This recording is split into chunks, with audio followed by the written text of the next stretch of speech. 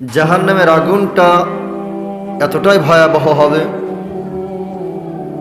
যে আল্লাহ রাব্বুল আলামিন বলছেন এই জাহান্নামের আগুনের একটা টুকরা ৭০,০০০ বছর ধরে ফেরেশতারা বিশাল গভীর সমুদ্রের মাঝখানে চুবাইতে থাকবে। একটা আগুনের টুকরা ৭০,০০০ বছর শুধু চুবাইতে থাকবে। ৭০,০০০ বছর পরে ওই আগুনের তেজ যেমন দুনিয়ার সমস্ত আগুন এক জায়গায় করলেও তার চাইতে কম হবে, তার চাইতেও কম হবে। বুঝতে পারছেন না মনে হয়? কাঠের যে আগুন জ্বালায় আমরা, কাঠ আকার থেকে বের করিয়ে আপনি আগুনটা পানিতে লেবায় ফেলেন, লেবায় ফেলার পরে আপনি আগুনটা ওই কাঠটা মুঠোকে ধরবেন তো গরম আছে কি ঠান্ডা? গরম। জাহান্নামের আগুনটা ৭০,০০০ বছর ধরে জাহান্নামের আগুনটা সাগরে চুবাইতে চুবাইতে চুবাইতে লাস্টে আল্লাহ রাব্বুল আলামিন বলবেন আগুনটা ধরো। তো ওই আগুনের যে তেজ তাম পৃথিবীর সমস্ত আগুনগুলা যদি একত্র করা হয়, যে তেজ তার চাইতে ওই ৭০,০০০ বছর চুবানোর পরও ওই আগুনের তেজ তার চাইতেও বেশি। সম্মানিত উপস্থিতি, আল্লাহ রাব্বুল আলামিন বলছেন এই মানুষগুলা না বুঝে গুনাহ করে, যদি বুঝতে পেত জাহান্নামের শাস্তি কেমন, কতটা ভয়ানক, তাহলে গুনাহ করার আগে ভাবতো অনেকবার। একটা মানুষ কতটা হিংস্র, বনের একটা প্রাণী, সামনে একটা পশু পাইলে, রক্তের ঘ্রাণ পাইলে যতটা হিংস্র হয়ে যায়। একটা বাঘ দাঁড়িয়ে আছে সামনে, যদি এটা হরিণ থাকে তো ওটা শিকার করার জন্য বাঘ যেমন হিংস্র হয়ে যায়, মানুষ টাকার গন্ধ পাইলে ওই বাঘের চাইতেও ১০০ গুণ হিংস্র হয়ে যায়। বনের একটা অবলা প্রাণী, আবারও বলছি, বনের একটা অবলা প্রাণী যদি একটা ক্ষুধার্ত বাঘের সামনে একটা হরিণ পায়, শিকার করার জন্য যতটা হিংস্র হয়ে যায়, একটা মানুষ টাকার গন্ধে পাইলে সেই বাঘের চাইতেও ১০০ গুণ হিংস্র হয়ে যায়। সম্মানিত উপস্থিতি, আমরা এত হিংস্র হওয়ার পরেও আল্লাহ রাব্বুল আলামিন বলছে, বান্দারে তোর এই কুদরতি কপাল, এই কপালটা কি কুদরতি কপাল। কারণ আল্লাহ রাব্বুল আলামিন অসংখ্য সৃষ্টি করেছে, জগতে সৃষ্টি জীব, তার ভিতর থেকে আমাকে আল্লাহ মানুষ রূপে বিবেক করে পাঠিয়েছে। এই কপালটার কত দাম। আল্লাহ রাব্বুল আলামিন বলছেন যে এই দামি কপাল দিয়ে যদি কেউ একবার সিজদা করে বলে, আল্লাহ আমি ভুল করে ফেলেছি, অন্যায় করে ফেলেছি, আল্লাহ মাফ করে দাও, আল্লাহ রাব্বুল আলামিন বলেন তখন আমার আরশ কাঁপতে থাকে যতক্ষণ পর্যন্ত আমি তাকে মাফ না করে দিই। সুবহানাল্লাহ। সম্মানিত উপস্থিতি, আমরা তো হিংসায় জর্জরিত। আমরা কি হিংসায় জর্জরিত?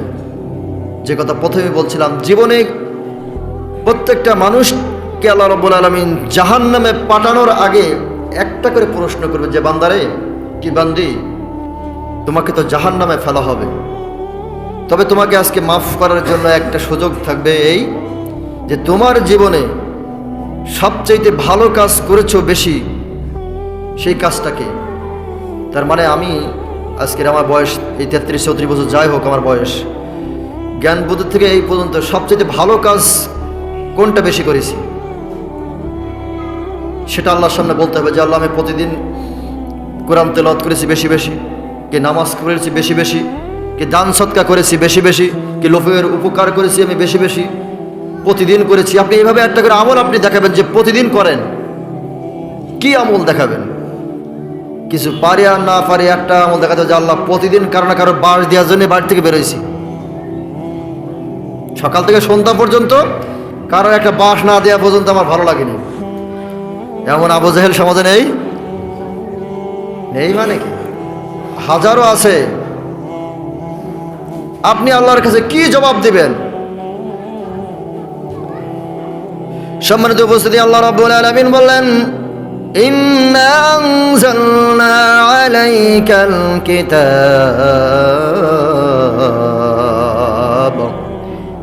ও আমার বান্দা বান্দিগণ তোমরা জেনে নাও, ইন্না আনজালনা আলাইকাল কিতাব, নিশ্চয় আমি আল্লাহ যে কোরআন নাজিল করেছি তোমাদের জন্য, তোমাদের উপরে যে কোরআন আমি আল্লাহ নাজিল করেছি, এই কোরআন দিয়ে তোমার জীবনের শুরু থেকে শেষ পর্যন্ত ফয়সালা করা হবে। কারণ তোমার জীবনের পৃথিবীতে প্রথম যেদিন ভূমিষ্ঠ হয়েছিলেন সেদিন কাপড়টা পরেছিলে অন্যের হাতে, আর পৃথিবীর থেকে বিদায় নেওয়ার সময় জীবনের শেষ কাপড়টাও পরতে হবে অন্য লোকের হাতে। অর্থাৎ তোমার জীবনে সব কিছু উলঙ্গা ন্যাংটাম। তোমার জীবনের এত বাহাদুরি কিসের? জীবনের প্রথম কাপড়টা পরেছিলে অন্যের হাতে, এবং পৃথিবীর থেকে বিদায় নেওয়ার সময় জীবনের শেষ কাপড়টা পর্যন্ত পরতে হবে অন্যের হাতে। কিন্তু তোমার জীবনটা চলার পথে যেভাবে জীবনটা সাজাবে, নিশ্চয় আমি আল্লাহ যে কোরআন নাজিল করেছি, এই কোরআনের ভিতরে এমন কোনো জীবন ব্যবস্থাপনা দেয়নি যে তোমার জীবনে চলার পথে অপ্রয়োজনীয় সব কিছু প্রয়োজনীয়র কারণে পাঠিয়েছি। হিংসা বিভেদ ভুলে যাও, এবং আমি আল্লাহ আমার কাছে আত্মসমর্পণ করতে হবে এটা ভেবে চিনতে তুমি সিজদায় কপালটা লুটিয়ে দাও। তোমার সিজদায় কপালটা যদি লুটিয়ে দিতে পারো, আমি আল্লাহ রাব্বুল আলামিন বলছি, লা তাকনাতু মির রাহমাতিল্লাহ, আমি আল্লাহ আমার রহমত এবং আমার ভালোবাসা, আমার করুণা থেকে তুমি নৈরাশ হয়ে যেও না। ইন্নাল্লাহা ইয়াগফিরুয যুনুবা জামিআ, আমি আল্লাহ রাব্বুল আলামিন চাইলে তোমার জীবনের সব গুনাহ কথা আমি আল্লাহ রাব্বুল আলামিন গুনাহগুলো নেকিতে পরিণত করে দিতে পারি। সুবহান ইন্নাহু হুয়াল গফুরুর রহিম। আল্লাহর চাইতে পৃথিবীতে আর দয়ালু আর কেউ নাই। আল্লাহ রাব্বুল আলামিন বলছেন, ও মানুষ, কিসের জন্য হিংসা করো? এক মানুষ অন্য মানুষের সাথে হিংসা করো। হিংসা তো করবে ওই মানুষ যে মানুষ সকাল থেকে সন্ধ্যা পর্যন্ত আল্লাহর সাথে প্রেমে হাবুডুবু খায়। ওই মানুষ হিংসা করবে এই জন্য যে আল্লাহ, জাহান্নামের আগুন থেকে আমাকে বাঁচাও, আমার আহলে বায়াত আপন পরিবার পরিজনকে বাঁচাও, আর যারা গুমরাহি পথে চলে আল্লাহ তুমি তাদের হেফাজত করো, তা না হলে ধ্বংস করে দাও। আল্লাহ রাব্বুল আলামিন বললেন, জহরাল ফাসাদু ফিল বারনি ওয়াল বাহরি বিমা কাসাবাত আইদিন নাস, এই মানুষগুলা ধ্বংস হবে একমাত্র শুধুমাত্র কেবলমাত্র নিজের কর্মের কারণে। আমি আল্লাহ রাব্বুল আলামিন তোমাকে বাঁচানোর জন্য যে কোরআনটা নাজিল করেছি, এই কোরআনের কাছে এসে দেখো কোনটা খারাপ কোনটা ভালো। তুমি নিজে কিভাবে চলবে, তোমার পরিবার কিভাবে চালাবে, তোমার সমাজ কিভাবে চালাবে, সব দিক নির্দেশনা আমি আল্লাহ রাব্বুল আলামিন এই কোরআনের ভিতরে দিয়ে দিলাম। যে ব্যক্তি হিংসা ছাড়তে পারবে না, তার কোনো আমল আমি আল্লাহ দরবারে কবুল হবে না। যে হিংসা ছাড়তে পারবে না, তার কোনো আমল আমি আল্লাহ আমার দরবারে কবুল হবে না।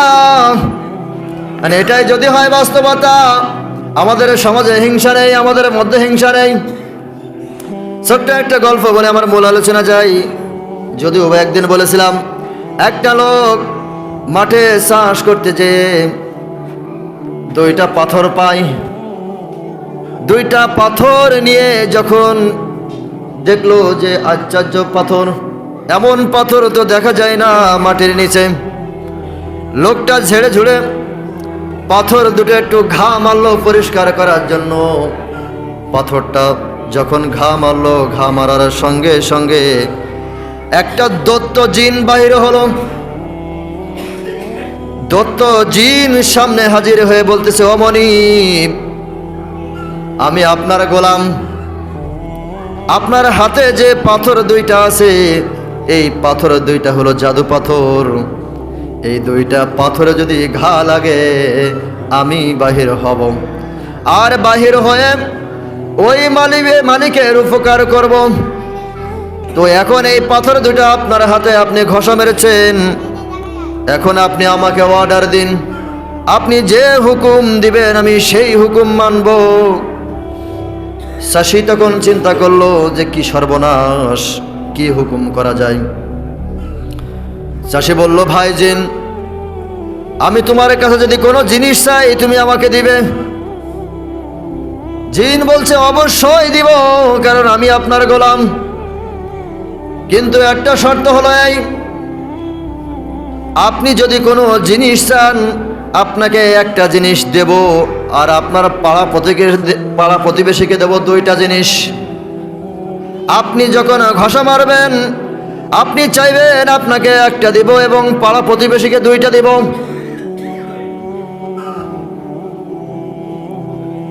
চাষি ভাবলো যে আমি চাবো আর আমার দিবে একটা, আর পাড়া প্রতিবেশীর দেবে দুইটা, এটা তো ঠিক না, এটা মানা যায় না। চাষি তখন বলল, তুমি কিভাবে দিবে আমাকে একটু বুঝিয়ে বলো। চাষি বলার সঙ্গে সঙ্গে জিন বলল, দত্ত বলল, ও আমার মালিক, আপনি যদি আমার কাছে মনে করেন টাকা চান 1000, আপনাকে 1000 টাকা দিব, আর পাড়া প্রতিবেশী যারা থাকবে তাদের 2000 টাকা করে দেবো। চাষি তখন বলল, আমি চাষি হতে পারি কিন্তু এত বোকা না যে আমি 1000 টাকা নেবো আর সবাই 2000 টাকা পাবেন। চাষি পাথর দুইটা নিয়ে বাড়ি আসলো, বাড়ি এসে টেবিলের উপরে রাখলো পাথর দুইটা, আর স্ত্রীকে বলল, ও প্রাণ প্রিয় স্ত্রী, এই পাথরে যেন মনের ভুলেও ঘষা মারবা না, পাথরে যেন মনের ভুলেও ঘষা মারবা না। পাগলের যদি বলেন নৌকা নাড়াস নে, পাগল বেশি নৌকা নাড়ায়। স্ত্রীর মানা করার সঙ্গে সঙ্গে স্ত্রী মনে কৌতূহল জাগলো, কি খবর, সারাটা জীবন জ্বালিয়েছে, কি একটা পাথর নিয়ে এসেছে মাঠ থেকে, আবার বলতেছে যেন ঘষা না মারি। ঠিক আছে, কতক্ষণ বাড়ি থাকবা, তুমি থাকো, যেই চলে যাবা সেই খেলা শুরু। চাষি চিন্তা করলো, ঠিক আছে কি করা যায়। কিছুক্ষণের জন্য বাড়ির বাহিরে গেল। চাষির স্ত্রী পাথর দুইটা নিয়ে ঘষা দেওয়ার সঙ্গে সঙ্গে দুইটা জেন এসে হাজির হলো। দুইটা জেন এসে বলল, ও আমার মনিব, ও আমার মালিক, আপনি কি চান। চাষির বউ বলল, তুমি কে। বলল, আমি হলাম জিন, এই পাথরের জিন, আপনি ঘষা দিয়েছেন, আপনার সামনে এসে হাজির হয়েছি, আপনি যা চাইবেন তাই আপনাকে দেওয়া হবে। চাষির বউ চিন্তা করলো, সারা জীবন আমাদের বাড়িওয়ালা চাষবাস করে যে অর্থ কামাই হয়, কোনো রকম সংসারটা চলে, ঝড় পানি আসলে বাড়িতে থাকা যায় না, কাদা পানিতে আমাদের ভিজতে হয়, কি করব। সুযোগ যখন পাইছি আজকের এই অভাব দূর করব। জিনের ডেকে বলতেছে, ও ভাই জিন, আমার একতলা বাড়ি লাগবে। চাষির বউ একতলা বাড়ি চাওয়ার সঙ্গে সঙ্গে চাষির বাড়ি একতলা হয়ে গেল। চাষির বাড়ি যখন একতলা হয়ে গেল, চাষি বাজার থেকে আসার সঙ্গে সঙ্গে দেখে সর্বনাশ, সব জায়গায় দোতলা বাড়ি, সব জায়গায় দোতলা বাড়ি, মাঝখানে একটা বাড়ি শুধু একতলা। চাষি খুঁজতে খুঁজতে ওই একতলা বাড়ির মধ্যে ঢুকলো। ঢুকে যে দেখে স্ত্রী দাঁড়িয়ে। স্ত্রী বলতেছে, ও প্রাণপ্রিয় স্বামী, সারা জীবন আপনি চাষবাস করে এরম একতলা ঘর তো কোনোদিন বানতে পারোনি, দেখো একতলা ঘর বানিয়েছি। চাষি ডেকে বলল, সর্বনাশ, তোমার বললাম যেন পাথর ঘষা মেরো না, পাথর ঘষতে মানা করলাম, কেন ঘষলে। চাষির বউ বলতেছে, যদি ঘষা না মারতাম তাহলে একতলা বাড়ি আর চোখে দেখতে পেতাম। চাষি রাগান্বিত হয়ে বইয়ের চুলের মুঠি ধরে বাইরে এনে বলতে, তাকিয়ে দেখ। সর্বনাশ, চাষির বউ তাকিয়ে দেখে সবার দোতলা বাড়ি। চাষি বলল, এখন কি করা যায়। চাষির বউ বলল, আমি বুঝতে পারিনি যে আমার একতলা বাড়ি হবে আর সবার দোতলা হবে, যদি জানতাম সারা জীবন এই খড়ের চালে বাস করতাম, কিন্তু ঘষা মারতাম না। চাষি চিন্তায় পড়ে গেল যে আমি থাকবো একতলায়, সবাই থাকবে দুইতলায়, এটা হবে না। আবার দিয়ে ঘষাম, আবার ঘষা মারার সঙ্গে সঙ্গে জিনের সামনে এসে হাজির হয়ে বলল, প্রভু আপনি বলুন কি চান আবার। চাষি বলল, ভাই সবার দুইতলা বাড়ি আর আমার একতলা বাড়ি, এটা অবিচার হয়ে গেল। দত্ত জিন তখন বলল, প্রভু আপনাকে বলেছিলাম আমার কাছে যা চাইবেন আপনারা পাইবেন 1 গুণ, আপনার প্রতিবেশী পাবে 2 গুণ। চাষি তখন বলল, যা বলছো ভেবে চিনতে বলো। ঠিক আছে, ভেবে চিনতে বললাম। চাষি বলল, ঠিক আছে ভাই, তাহলে আমার 1 চোখ কানা করে দাও। কয় চোখ? জোরে বলেন, কয় চোখ? চাষি বলল, আমার 1 চোখ কানা করে দাও। জিন তখন আশ্চর্য হয়ে বলে, আল্লাহ, জীবনে কত মানুষের গোলামি খেটেছি, আর এমন এক হিংসুটের গোলামি খাটছি। লোকের 2 তলা বাড়ি, ওর 1 তলা বাড়ি, হিংসায় গা জ্বলে যায়। একটা চোখ কানা করতে বলল, কারণ সমাজে যেন প্রত্যেকটা মানুষের 2 চোখ কানা হয়ে যায়। সমাজে 2 চোখ যেন কানা হয়ে যায়। জিন তখন বলে, তোমার খড়ের বাড়ি ছিল, খড়ের বাড়ি করে দেব, যার যেমন বাড়ি ছিল তেমন করে দেব, 2টা চোখ অন্ধ করার দরকার নেই। সম্মানিত উপস্থিতি, আজকের আমরা হিংসা এমন, আমার যদি একজনের ভালো চলে সমাজের, তার ক্ষতি করার জন্য কত প্রকার আইটেম, কত ছলাকলা কৌশল। আল্লাহ রাব্বুল আলামিন বললেন, ও বান্দা বান্দি, তোমরা হিংসা তো করো না, তোমাদের জন্য আমি আল্লাহ রাব্বুল আলামিন জান্নাত বানিয়েছি, এমন একটি জান্নাত, সবচাইতে কোমা জান্নাত, ছোট জান্নাত, এমন পৃথিবীর মতো 10টা পৃথিবী একত্র করলে যত বড় হয়, সবচেয়ে ছোট জান্নাত আমি আল্লাহ রাব্বুল আলামিন তার জন্য দান করব। সুবহানাল্লাহ। আপনার একটা হিংসা হয় না, ওই লোকটা 5 ওয়াক্ত নামাজ পড়ে, আমি 6 ওয়াক্ত পড়ব। আপনার হিংসা হয় না, ওই লোকটা দিনে 1 বার কোরআন তেলাওয়াত করে, আমি 2 বার করব। আপনার হিংসা হয় না, ওই লোকটা 5 টাকা দান করলো, আমি 10 টাকা করব। আল্লাহ রাব্বুল আলামিন বলেন, হিংসা করো, প্রতিযোগিতা করো, জান্নাত কে কতটুকু পাবে, কার কত বড় জান্নাত হবে, এই প্রতিযোগিতা করো। আর দুনিয়ার আর্থিক সম্পদ নিয়ে যে প্রতিযোগিতা শুরু করতেছ, পৃথিবীর জীবনের প্রথম কাপড়টা ন্যাংটো অবস্থায় পড়েছে, অন্যের হাতে চলে আসবে, আবার কাপড়টা পড়বে অন্যের হাতে, তোমার বলতে কিছুই থাকবে না। সম্মানিত উপস্থিতি, আল্লাহ রাব্বুল আলামিন যুগে যুগে যত নবী রাসূল পাঠিয়েছেন, আল্লাহ রাব্বুল আলামিন সকলকে একটাই কথা বলেছেন, বান্দারে, তোমার এই কুদরতি কপাল যদি সিজদায় অবনত করে নিজের ভুল স্বীকার করতে পারো, তোমার জীবনের সকল গুনাহগুলো আমি আল্লাহ মাফ করে দেব। সুবহানাল্লাহ।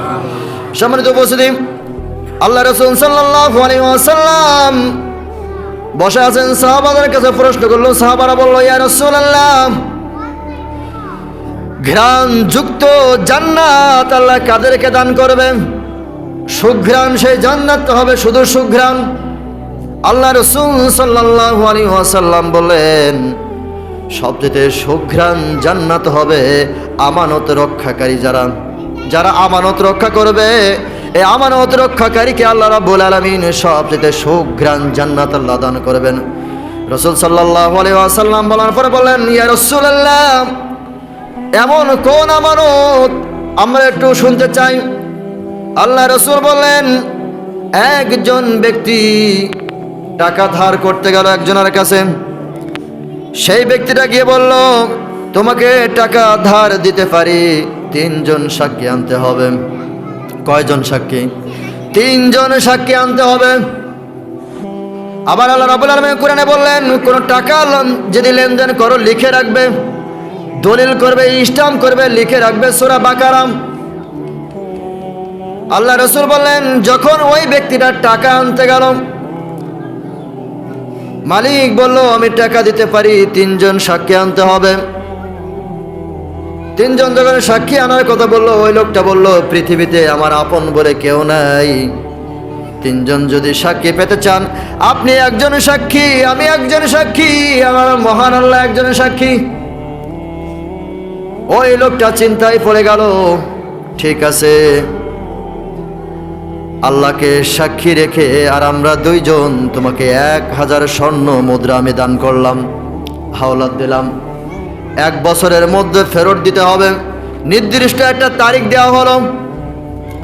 ওই ব্যক্তিটা ওই টাকা নিয়ে চললো ব্যবসার কাজে, নদীপথ চলতে চলতে যখন তারা ব্যবসা বাণিজ্য শুরু করলেন, করতে করতে হঠাৎ করে সেই দিন এসে গেল, টাকা ফেরত দেওয়ার দিন।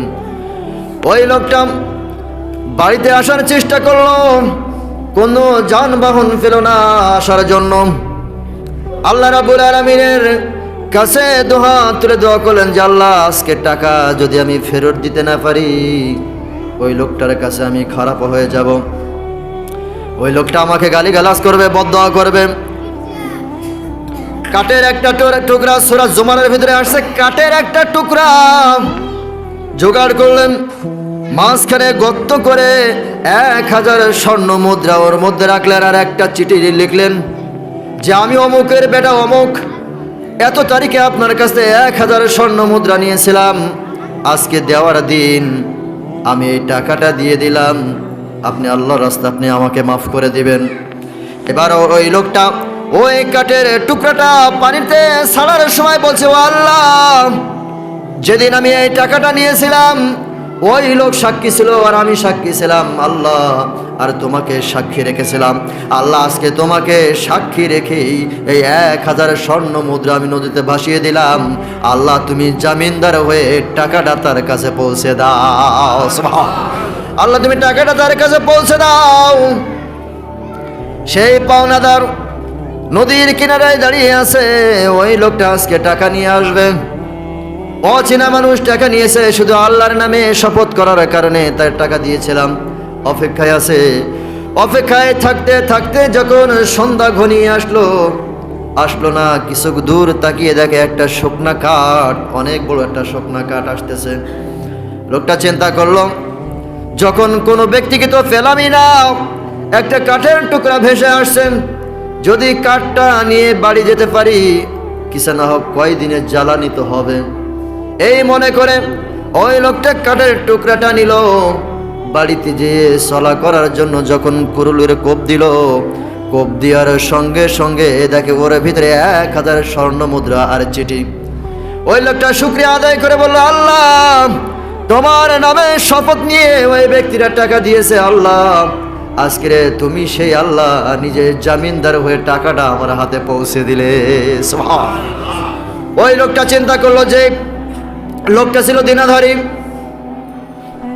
কিছুদিন পর 1000 স্বর্ণ মুদ্রা নিয়ে ফিরে আসলেন, এসে সেই মনিবের কাছে, সেই মালিকের কাছে এসে বলতেছে, ভাই বিয়াদবে মাফ করবেন, 1 বছর আগে আপনার কাছ থেকে টাকা নিয়েছিলাম 1000 স্বর্ণ মুদ্রা। ব্যবসার কাজে আমি বাইরে গিয়েছিলাম, কোনো যানবাহন পাইনি আসার জন্য নির্দিষ্ট সময়ের জন্য, এই জন্য টাকাটা আপনার হাতে আমি পৌঁছে দিতে পারিনি, দয়া করে আপনি আল্লাহর রাস্তায় মাফ করবেন, এই টাকাটা নেন।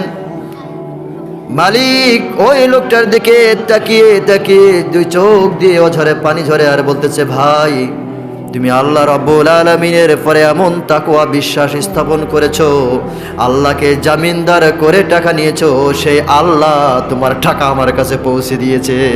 সুবহানাল্লাহ। আল্লাহ রাব্বুল আলামিনের রাসূল বললেন, ওই পাওনাদার আর ওই দিনা পরিশোধকারীর জন্য আল্লাহ রাব্বুল আলামিন সুঘ্রাণময় জান্নাত আল্লাহ প্রস্তুত করে রেখে দিয়েছে। সুবহানাল্লাহ। আল্লাহ রাসূল বলেন, সুঘ্রাণ জান্নাত পাবে ওই ঋণ পরিশোধকারী।